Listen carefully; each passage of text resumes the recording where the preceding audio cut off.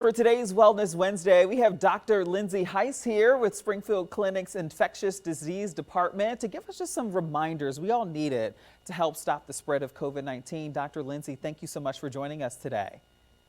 Thank you for having me. I appreciate it. Yeah, no problem. Yeah, let's get right into it. Numbers are rising. Thanksgiving, Christmas right around the corner. What are some of the things that you're reminding some of your patients as we kind of catapult into some of the busiest times right now of the year?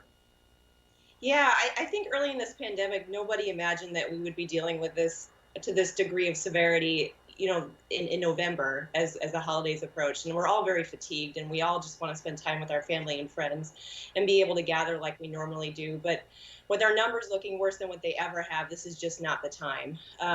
Try to avoid large gatherings as much as you can.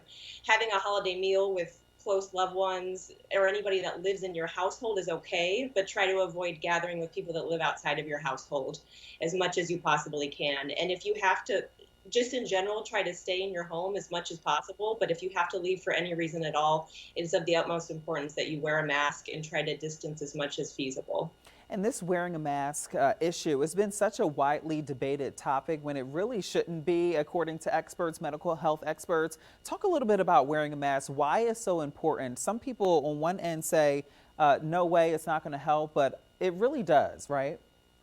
At this point, we have clearly demonstrated that wearing a mask is incredibly helpful in preventing the spread of COVID-19. It's without a doubt. It not only protects the people that you're around, it also protects you.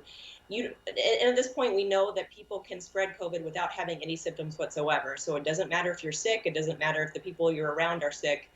Still wearing it is going to prevent your droplets that could potentially be infectious from spreading to other people. Wearing a mask we just know it helps. It's not 100%, so it's still important that you avoid large gatherings and try to distance as much as you can, but it is certainly helpful. And not all masks are created equal. Wearing a surgical mask is good, or other disposable cloth masks are good. Wearing a fabric mask is good if it's tight fitting and has multiple fabric layers. Try to avoid masks with valves and try to avoid any loose fitting masks like bandanas or neck gaiters or things along those lines. Gotcha. And have you been seeing more and more of patients maybe suffering from the flu as well as COVID-19 as well? They're kind of just a lethal combination. Absolutely. Luckily, we've not seen a lot of flu yet, but it's certainly coming. And getting both at the same time would be undoubtedly devastating.